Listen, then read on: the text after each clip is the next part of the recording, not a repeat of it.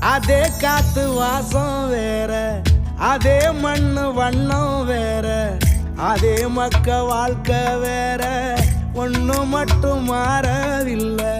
மத்த நாட்டு சுவையெல்லாமே ஒத்த வேலை உடைய போல, சுத்தமான நம்மூர் சுவையோ ஆத்தா தந்த உசுர போல.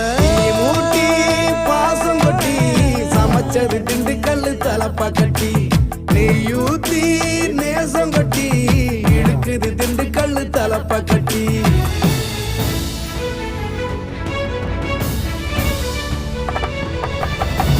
மூட்டி பாசம் கொட்டி சமைச்சது திண்டுக்கல்லு தலப்பா கட்டி, நெய்யூத்தி நேசம் கொட்டி படைச்சது திண்டுக்கல்லு தலப்பா கட்டி.